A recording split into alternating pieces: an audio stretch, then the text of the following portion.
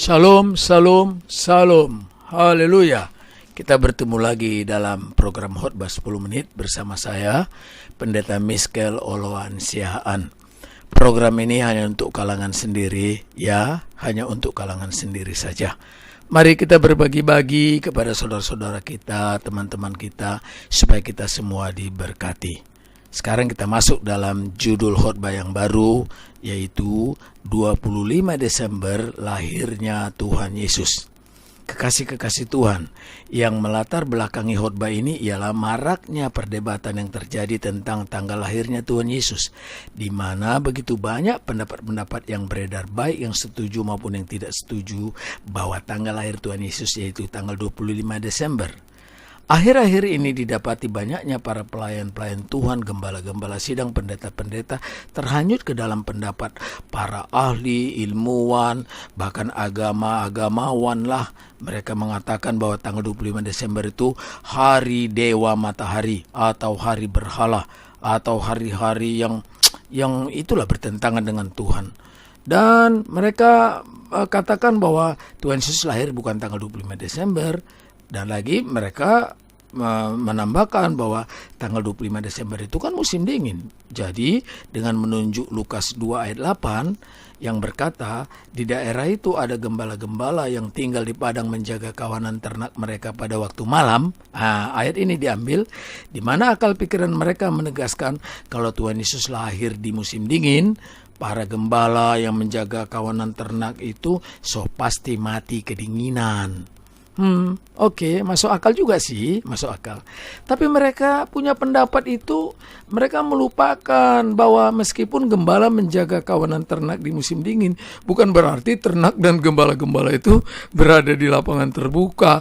Kalau di lapangan terbuka ya modar semua dong. Yang pasti ada di situ rumah atau gubuk-gubuk ataupun kandang-kandang domba yang dibuat sedemikian rupa untuk mengantisipasi musim dingin supaya semuanya nggak pada modar gitu loh.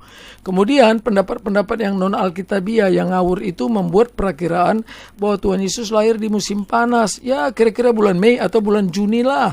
Tapi sayangnya pendapat itu tidak alkitabiah, pendapat itu liar karena berpatokan kepada perakiraan, asumsi dan sebagainya. Menurut saya itu kekeliruan besar, sesat. Haleluya. Sekarang mari kekasih-kekasih Tuhan kita baca Lukas 2 ayat 21.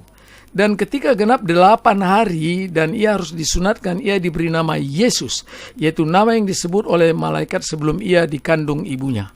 Ini sesuai dengan perkataan malaikat kepada Yusuf di dalam mimpinya seperti yang dikatakan Matius 1 ayat 21.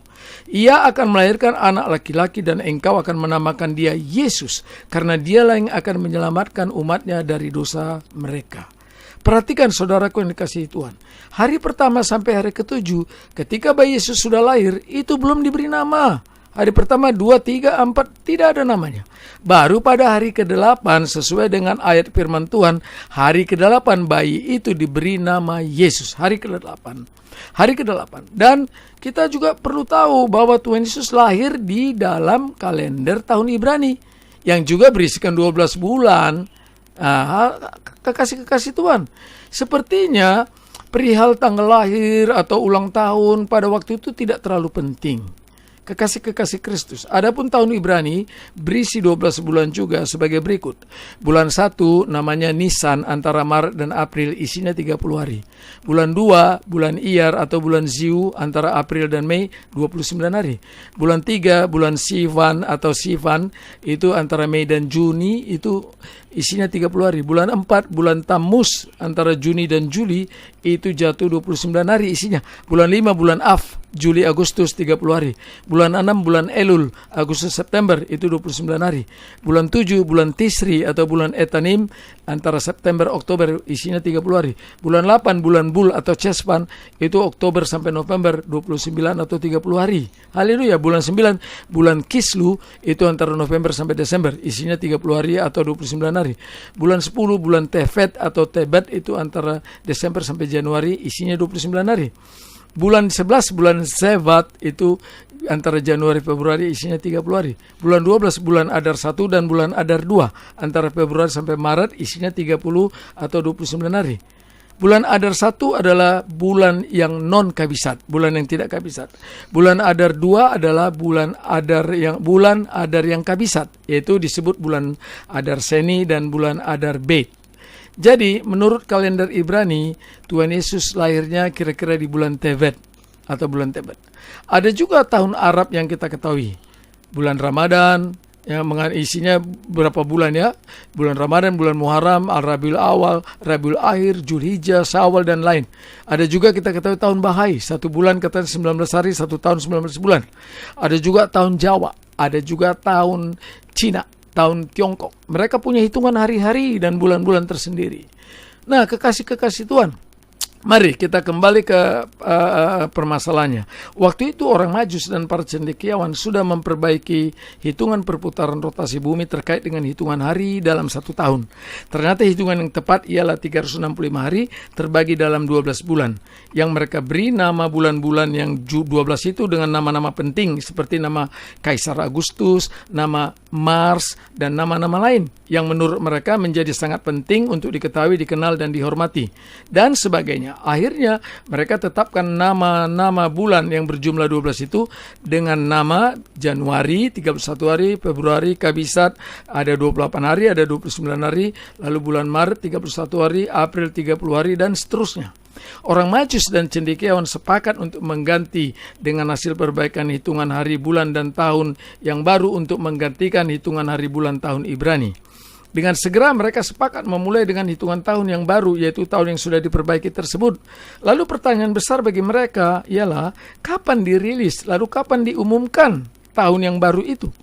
Akhirnya orang Majus dan para ahli cendekiawan sepakat untuk launching, merilis tahun yang baru dengan perhitungan benar, dengan mengkaitkan peristiwa yang sangat-sangat bersejarah, yaitu lahirnya Raja di atas segala raja, dengan menamakan tahun itu sebagai tahun Yesus, tahun Almasih, atau tahun Masehi, di mana pada hari ke-8 tepat Tuhan Yesus diberi nama Yesus. Lukas 2 ayat 21.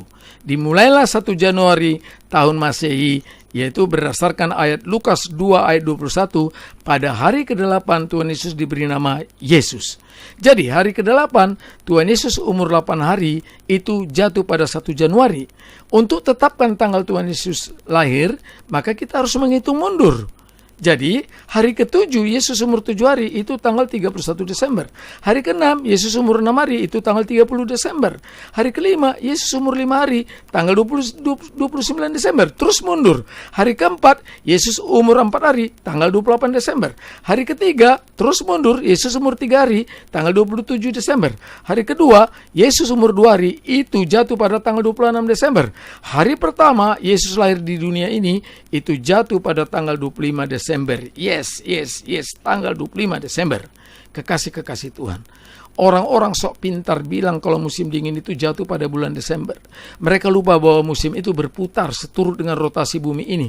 Tahun 1900 sampai hampir menjelang tahun 2000, musim dingin jatuh di bulan Desember. Tapi tahun 2018 ini musim dingin sudah bergeser.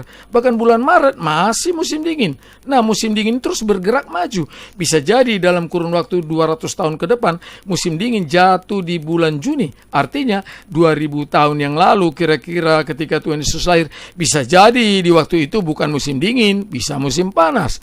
Kekasih-kekasih Tuhan, mari kita jangan lagi goyah, digonjang-ganjingkan dengan pendapat yang tidak alkitabiah. Kita mau yang alkitabiah. Kalau mereka berani berpendapat, tunjukkan ayatnya, baru kita percaya. Sekarang kita teguhkan hati kita. Yesus lahir tanggal 25 Desember. Sesuai dengan apa yang sudah disampaikan oleh bapak-bapak gereja, bapak-bapak rohani kita, pendahulu-pendahulu kita.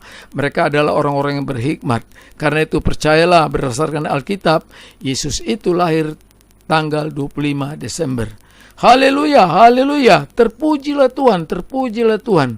Kiranya khotbah ini dapat menguatkan kita dan meneguhkan kita, apalagi di dalam pelayanan kita. Haleluya, terpujilah Tuhan Yesus Kristus dari kekal sampai kekal. Salam, salam, salam.